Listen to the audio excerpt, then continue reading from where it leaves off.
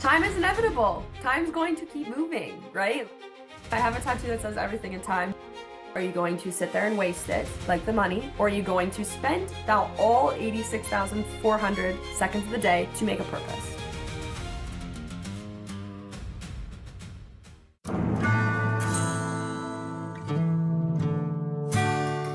So are you using any digital solutions or you love that old school Not for journal? to-do lists. I'm straight old school. Yeah.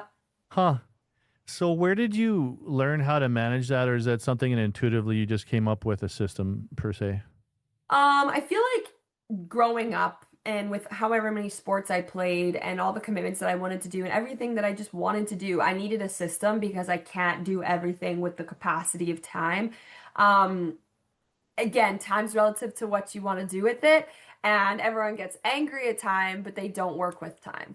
So I felt like that was something that really resonated with me is that hearing that everyone's angry and they want it the most, but they use it the least.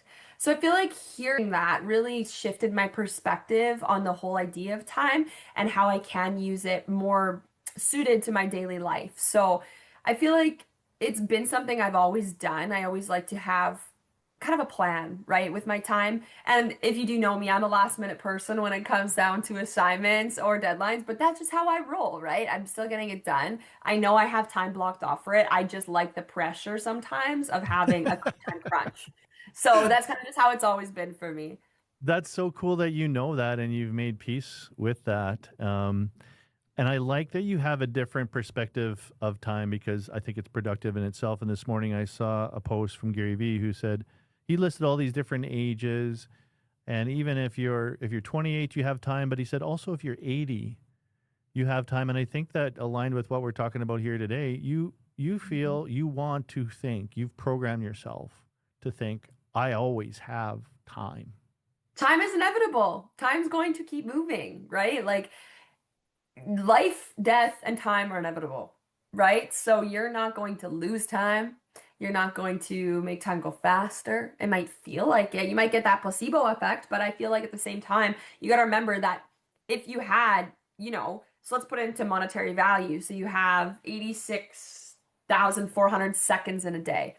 Let's say you get handed $86,400 in the morning, and someone says you have to spend this, you got to spend it by the end of the day. That's how much money you have. Would you sit down and just not go out and spend your money? Or would you go out and spend your money on the things you've always wanted?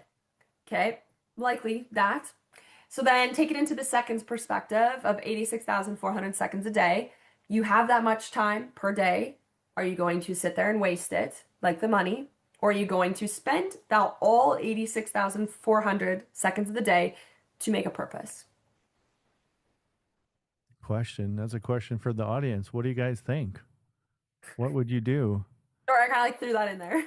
No, it's good, and I love your quotes about time being inevitable, but also I think there was something in there about just the relief you had, a realization when you had this eureka moment that turned into a tattoo.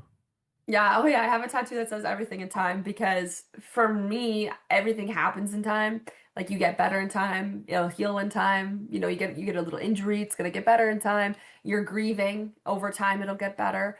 Everyone always says like, "Oh, just give it time. Just give it time." Because we have it. We have time, right? So give it time because we have the time to give it. So that everything in time tattoo really resonates with me because I just feel like everything in our everyday life is based around the time that we have. And some of our time on earth is shorter, some of it's longer. So use it, right? Yeah. What I what mean, do you you to live life.